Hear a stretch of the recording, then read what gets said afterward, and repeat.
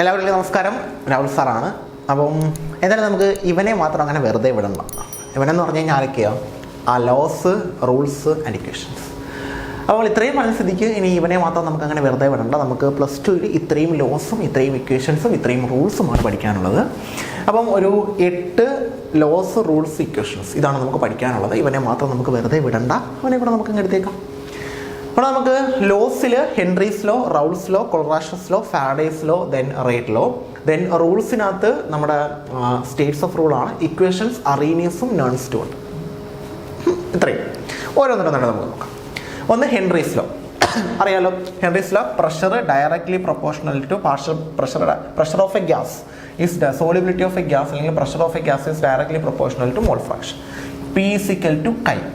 Equation വരുന്നത് P = KH × കൈ. Important ആണ്. ഹെൻറീസ് ലോയുടെ ആപ്ലിക്കേഷനും എക്സാമിന് ചോദിക്കാറുണ്ട്. ഹെൻറീസ് ലോ എന്തെന്ന് പറഞ്ഞ് ചോദിക്കാറുണ്ട്. അടുത്തത് റൗൾസ് ലോ. റൗൾസ് ലോ എന്ന് പറയുന്നത് ഇതേ ഇക്വേഷൻ തന്നെയാണ്. Pressure of a gas is directly proportional to mole fraction. പക്ഷേ പ്രഷറിൻ്റെ പ്രൊപ്പോർഷണാലിറ്റി സൈൻ മാറ്റം കൊടുക്കുന്നത് അതിൻ്റെ പ്യുവർ കമ്പോണൻറ്റിൻ്റെ വേപ്പർ പ്രഷറാണ്. ഇത് ലിക്വിഡ്സിൻ്റെ കേസിലും ഇത് ഗ്യാസിൻ്റെ കേസിലുമാണ്. ഇത് ഗ്യാസ്, ഇത് ലിക്വിഡ്സ്. അടുത്തത് കൊളറാഷസ് ലോ. നിങ്ങൾക്കറിയാം കൊളറാഷസ് ലോ എന്ന് പറഞ്ഞാൽ എന്തിൻ്റെ കേസിൽ ഈ റൗൾസ് ലോയിൽ നിന്നാണ് നമുക്ക് ideal solution, non ideal solution. Ideal solution എന്ന് പറഞ്ഞാൽ റൗൾസ് ലോ ഒബേ ചെയ്യുന്ന ആൾക്കാർ, നോൺ ഐഡിയൽ എന്ന് പറഞ്ഞാൽ റൗൾസ് ലോ ഒബേ ചെയ്യാത്ത ആൾക്കാർ. Kohlrausch's law. എന്താ കൊളറാഷസ് ലോ? കൊളറാഷസ് ലോ എന്ന് പറയുന്നത് നമ്മുടെ വീക്ക് ഇലക്ട്രോലൈറ്റിൻ്റെ ലിമിറ്റിംഗ് മോളാർ കണ്ടക്ടിവിറ്റി. വീക്ക് ഇലക്ട്രോലൈറ്റിൻ്റെ ലിമിറ്റിംഗ് മോളാർ കണ്ടക്ടിവിറ്റി അല്ലെങ്കിൽ λ0m കണ്ടുപിടിക്കാൻ നമ്മൾ യൂസ് ചെയ്യുന്നതാണ്. എന്തോ Kohlrausch's law? λ0m of a weak electrolyte, AB എന്ന് ഞാൻ എടുക്കുകയാണ്, = λ0m ഓഫ് A+. അതിനകത്ത് ഏത് അയോൺ ഉണ്ട്? A+ എന്ന് പറയുന്ന അയോൺ ഉണ്ട്. അതിൻ്റെ λ0m അല്ലെങ്കിൽ അതിൻ്റെ ലിമിറ്റിംഗ് മോളാർ കണ്ടക്ടിവിറ്റിയും B- എന്ന് പറയുന്ന ആളുടെ ലിമിറ്റിംഗ് മോളാർ കണ്ടക്ടിവിറ്റിയും കൂടെ കൂട്ടുന്നതായിരിക്കും എന്ത്? ആ വീക്ക് ഇലക്ട്രോലൈറ്റിൻ്റെ ടോട്ടൽ മോളാർ കണ്ടക്ടിവിറ്റി എന്നാണ് കൊളറാഷസ് ലോ പറയുന്നത്. ഓക്കെ, അപ്പോൾ നമ്മുടെ ഒരു വീക്ക് ഇലക്ട്രോലൈറ്റ് ഉണ്ട്. അതിൻ്റെ ലിമിറ്റിംഗ് മോളാർ കണ്ടക്ടിവിറ്റി അല്ലെങ്കിൽ λ0m മോളാർ കണ്ടക്ടിവിറ്റി മാക്സിമം ആകുമ്പോഴാണ് അതിനെ ലിമിറ്റിംഗ് മോളാർ കണ്ടക്ടിവിറ്റി എന്ന് വിളിക്കുന്നത്.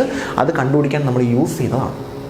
ഓക്കെ, അപ്പം അത് കൊളറാഷസ് ലോ പറയുന്ന ഇത്രയേ ഉള്ളൂ. ഒരു വീക്ക് ഇലക്ട്രോലൈറ്റിൻ്റെ ലിമിറ്റിംഗ് മോളാർ കണ്ടക്ടിവിറ്റി എന്ന് പറയുന്നത് അതിനകത്തുള്ള ഓരോ അയോൺസിൻ്റെയും ലിമിറ്റിംഗ് മോളാർ കണ്ടക്ടിവിറ്റി കൂട്ടുന്നതായിരിക്കും. അടുത്തത് ഫാരഡേസ് ലോ. ഫാരഡേസിന് 2 ലോസ് ഉണ്ട്. ഫസ്റ്റ് ലോയും ദെൻ സെക്കൻഡ് ലോയും. എന്തോ ഫസ്റ്റ് ലോ പറയുന്നത്? ഫസ്റ്റ് ലോ പറയുന്നത് weight of a substance deposited. നമ്മൾ ഇലക്ട്രോളിസിസ് നടത്തുന്ന സമയത്ത് ഡെപ്പോസിറ്റ് ചെയ്ത വെയിറ്റ് എന്ന് പറയുന്നത് directly proportional to quantity of electricity passed. നമ്മൾ എത്രത്തോളം ഇലക്ട്രിസിറ്റി പാസ് ചെയ്യുന്നോ അതിനനുസരിച്ച് നമുക്ക് കിട്ടുന്ന ആളുടെ വെയിറ്റും കൂടിക്കൊണ്ടിരിക്കും. ഇനി പ്രൊപ്പോർഷണാലിറ്റി സൈൻ മാറ്റം നമ്മളൊരു കോൺസെപ്റ്റ് Z × Q. Z എന്ന് പറയുന്നത് നമ്മളുടെ കണ്ടുപിടിക്കാൻ നമുക്കൊരു ഇക്വേഷൻ ഉണ്ട്. Z molar mass / n factor × 96,500 എന്ന് പറഞ്ഞൊരു ഇക്വേഷൻ ഉണ്ട് നമുക്ക്. ഓക്കെ, Q എന്ന് പറയുന്നത് QIT ആണ്. കറണ്ട് × ടൈമിനെ വിളിക്കുന്ന പേരാണ് Q, ക്വാണ്ടിറ്റി. ഇമ്പോർട്ടൻ്റ് ആണ്.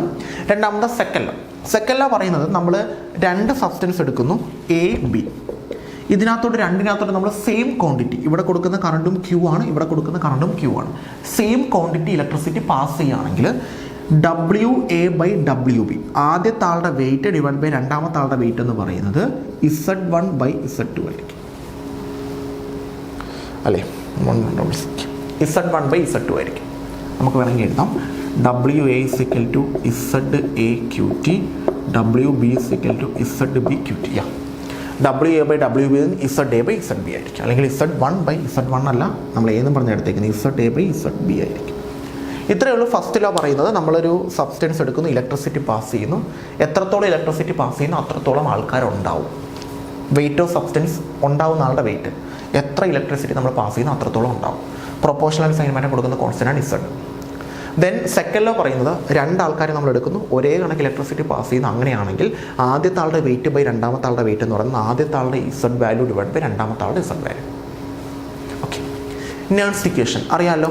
എന്തോ നേൺസ് equation? E∞ E0 cell potential കണ്ടുപിടിക്കാൻ നമ്മൾ യൂസ് ചെയ്യുന്നതാണ്. -0.0591 / n log concentration of product / concentration of react. Okay, അടുത്തത് അറീനിഫിക്കേഷൻ. എന്താണെന്ന് അറിയില്ല അറീനിഫിക്കേഷൻ. എന്താ അറീനിഫിക്കേഷൻ? K is equal to A e raised to minus EA by RT. എന്താ K? Rate constant. എന്തുവാ A? പ്രീ എക്സ്പോണൻഷ്യൽ ഫാക്ടർ അല്ലെങ്കിൽ ഫ്രീക്വൻസി ഫാക്ടർ. യൂണിറ്റ് ഹെർട്സ് അല്ലെങ്കിൽ സെക്കൻഡ് ഇൻവേഴ്സ്. യൂണിറ്റ് പഠിച്ചു വെച്ചോണേ. Then EA. എന്താ EA? Activation energy. എന്താ EA? Pre exponential factor അല്ലെങ്കിൽ frequency factor. Unit hertz അല്ലെങ്കിൽ സെക്കൻഡ് ഇൻവേഴ്സ്. എന്തോ rate law? Rate of a reaction directly proportional to concentration of reactants. Concentration of റിയാക്ടൻസുമായിട്ട് directly proportional ആയിരിക്കും rate. അതാണ് rate. എന്തോ states of rule?